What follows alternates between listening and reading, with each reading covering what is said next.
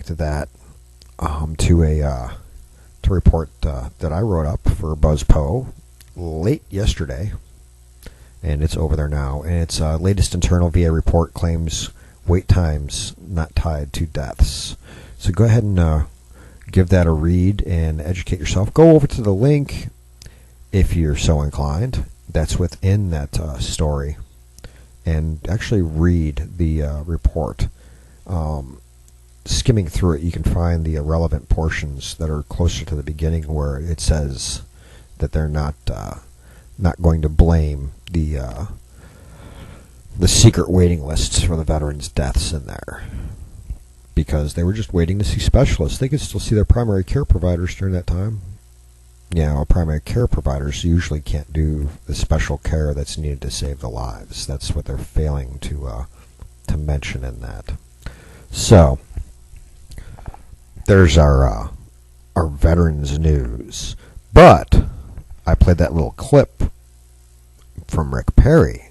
There's more Rick Perry news to discuss very quickly and very briefly, because there's other things I want to get onto today. But Rick Perry, on Monday, his lawyers actually filed the writ of habeas corpus for dismissal. And reading this thing, I'd love to see more than just the indictment statement, because that's linked in there, but actually would love to hear the arguments that were presented for the indictment beyond just that, because this writ, just by itself reading it, appears to as though it takes an elephant gun and loads it up with about 100 shells and goes to town shooting holes in the indictment, because it's just it's brutal, folks. Of course, the writ states, states that the whole statute that they're using, at the way it's written with how broad and vague it is unconstitutional, because it's not specific enough. Then it states that it's unconstitutional because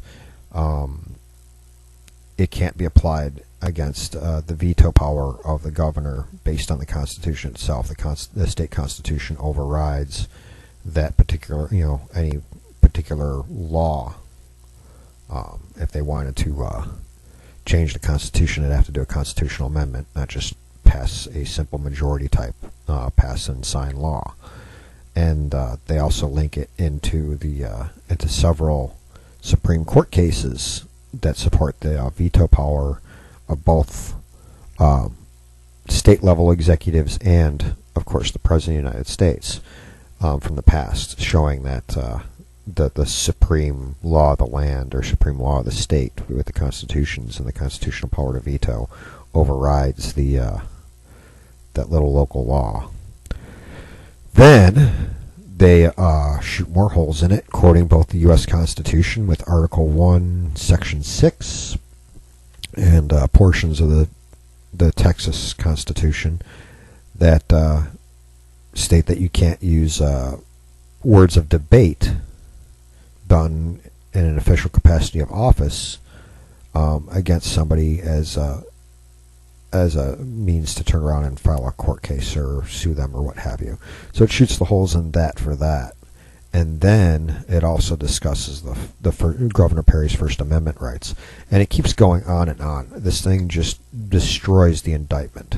Of course, we knew the whole indictment was a farce to begin with, and done as a form of what's called lawfare. So we had that to begin with in the first place. But now we have the writ of habeas corpus for dismissal.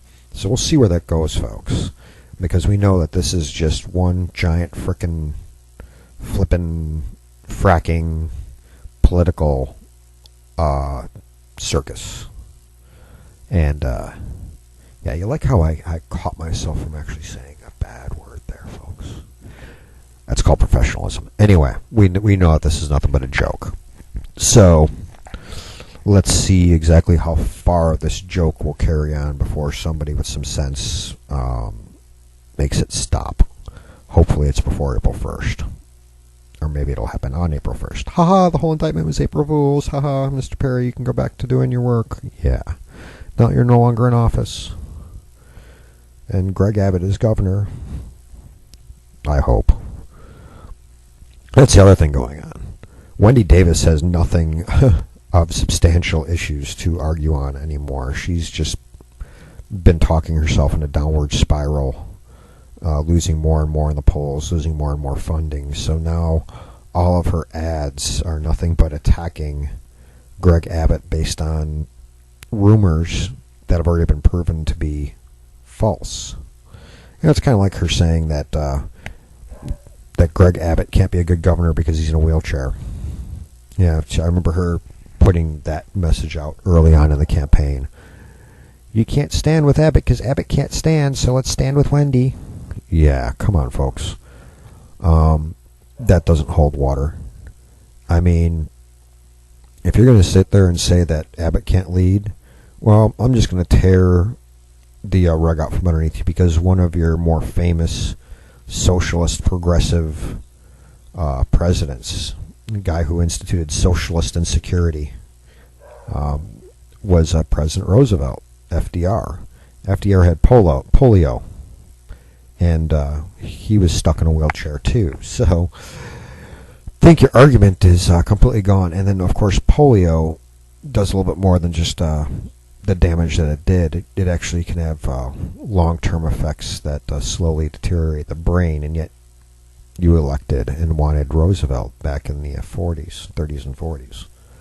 So what happened to Greg Abbott was an accident that isn't causing brain damage in the future or in the current time. So there you have it, folks. That whole can't stand with Abbott because he can't stand argument is bunk, and so is Wendy Davis's current tactics of smear campaigns based on past rumors that were debunked in the past, some of them years ago, and we know it's crap. As Neil Bortz would say, it's bull squeeze. Anyway, that's your update on the whole Governor Perry saga.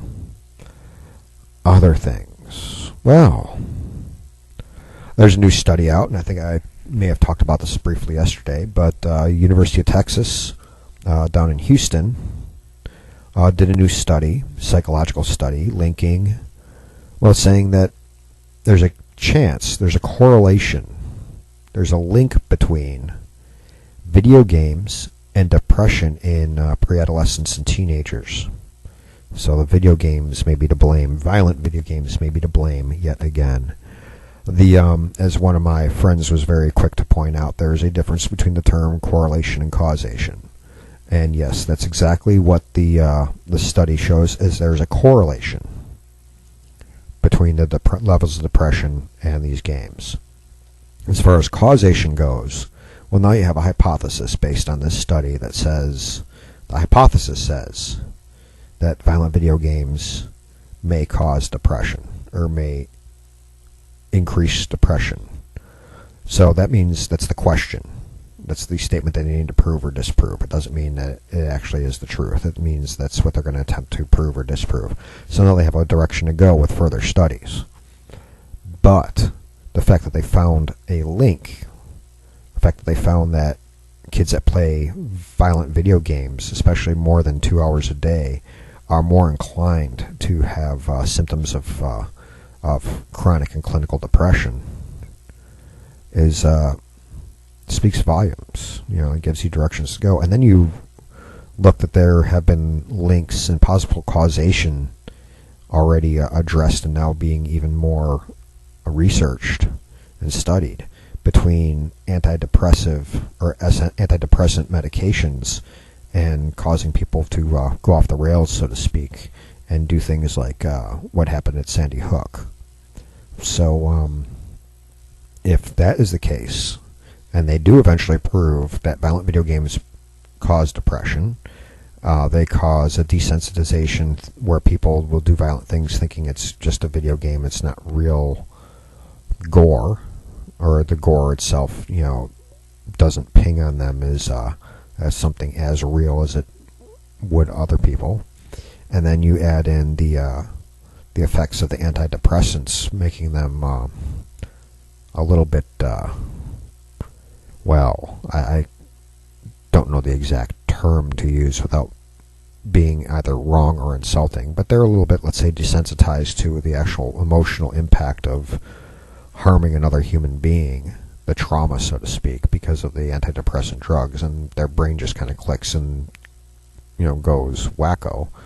If they actually do tie the causations together of those things, well, then you can point the finger at violent video games being played by teens and preteens and some adults that have issues, and you can point the finger at the pharmaceutical company, and you can now stop blaming an inanimate object, a gun, for the actions of a whack job crazy person, which would make perfect logical sense in the first place, but that's just more proof.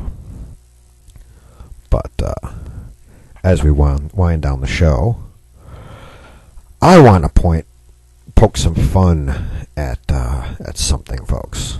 So, I'm going to go for my nice, relaxing, let's talk about the news voice, the calming voice that sounds like I should be DJing for a cool jazz station, to maybe something a little bit more jocular like this, folks, kind of a sportscaster voice.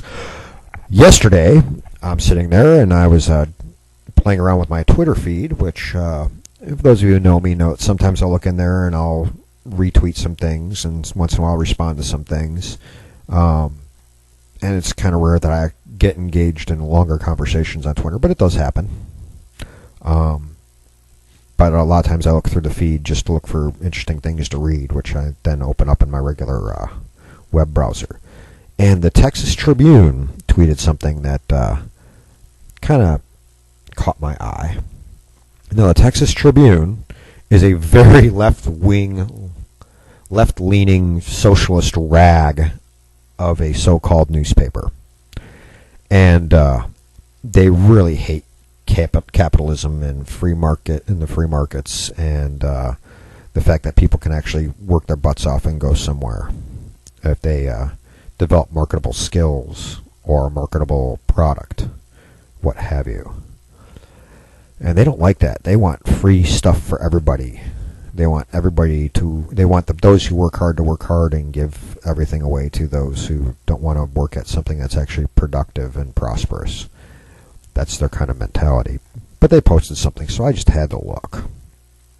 And they put this article up talking about the Texas Miracle and saying that it's complete bunk, and then cited a couple of stories of a couple of people who supposedly disprove the economic success of Texas. Now, the statistics prove the economic success of Texas, at least compared to other states. But they go into the eaches, trying to shine lights on the exceptions to the rule to disprove the rule as a whole, which collectivists love to do. And, they cite these things. And for one, they have this guy named Jerome Johnson from Fort Worth, Texas. 46-year-old. Still living in his parents' basement, by the way. So there you already know that the guy ain't exactly responsible. But he worked for a while and then decided he wanted to go back to school and try to better himself by getting a degree. So what degree does he choose? Sociology! Why? This guy wants to get a better and more fulfilling job that's going to put more money in his pocket and help him be more of a success. And he goes for one of the degrees that is least prosperous, produces nothing, gives you very limited skills that pretty much the only thing you can do with a sociology degree is teach collectivism in high school or college. And that's if you have a high enough of a degree. Out in the business world, by itself, it's worthless. As a minor for a marketing degree Okay, now you're talking about somebody could actually do something in the business realm to actually get products to market and get people to buy them and actually help a company to earn money and help the producers and the creators of those products to earn money, which, then generates payroll for the people who, use their hands to produce the products, and the truck drivers who bring the products from the factory to the stores, etc., etc. That's if he had minored in sociology and majored in marketing or something to do with business. No, he majored in sociology. Somebody needs to explain to me what you can do outside of academia with a sociology degree, because I've done the research and found nothing. A sociology degree is only slightly more worthless than a degree in English. And trust me, I know. I have a degree in English. It required me to do other things in order to earn some modicum of success that has nothing to do with my degree. Well, this guy, congrats. You graduated in 2013 with a sociology degree. You did it. You earned a college degree. But you're still an idiot. Why didn't you do something like, social work? There's government jobs with social work. Social work is not the same thing as sociology. Sociology is studying abstract crap, whereas social work is pushing people into the right bureaucracy so they can get this free thing or that free thing to help them because they're incapable of making decisions on their own and handling their own affairs. Now, some people are going to say, that's what social work's all about. Okay, that's my view of social work. I've seen social workers do good things for people and help people out and help people help themselves. So I don't want to degrade against that. But by and large, when you're talking about government social workers, that's what they're doing, is they're pushing people to the right bureaucracy. But anyway, I get outside of my rant here. So this guy, a degree in sociology, well, why didn't he do research and actually find a degree that could help him get a decent job? And there's all kinds of other stories that are the same. There's one set of people who complain that they can't make their ends meet because their main job has been for years to go harvest corn in the late summer and early fall, and that's what they do to earn their income to support their house down in Texas, as they go to Indiana to harvest corn. Why don't you go and learn skills that are marketable beyond just harvesting corn a couple of months a year? Why not go and learn something? Well, eventually, the husband of that family got himself some skills and went to work in the oil fields in Oklahoma, where he's finally making some amount of a paycheck, but now they have to pay for 2 homes because he needs to stay up there when he's working the oil field and can only come to visit. Well, then again, if they want to stay in Texas, there's plenty of places in Texas to get similar jobs. So he just happened to take that job. Or they could just all pick up and move. But, he finally, thought about it, but not before they went deep in debt from working a no-end job, hoping to support a family by picking corn. Then you have a guy who's crying because he opened up his own auto repair shop, but the guy doesn't even have a high school diploma. Yeah. Sorry, you want to own a more lucrative auto repair place? I hope you're ASE certified. I hope you went to a technical school. I hope you got your GED and then went to a VOTEC and got yourself ASE certified. Because otherwise, that's why you're not successful. Because people are going to look and say, oh, you want to work on my car? Okay, what's your credentials? I took shop in high school. Sorry, dude. That ain't enough. Not these days. Show me something that shows that you actually know what you're doing. Show me that ASE certification. And the stories like this go on. They're all people who are complaining that they're not getting this big Texas miracle, but they're all crying because they didn't go and get the skills that are needed in the job market. So, folks, that's over at the Texas Tribune. You can go ahead and read their crap. It's the name of the article is "No Miracle Here," and I'll post the link up. So that brings us to the end of the show here, folks. Remember, if you want to be successful, you want to be prosperous, you have the skills that people are willing to pay for, or the products that people are willing to pay for.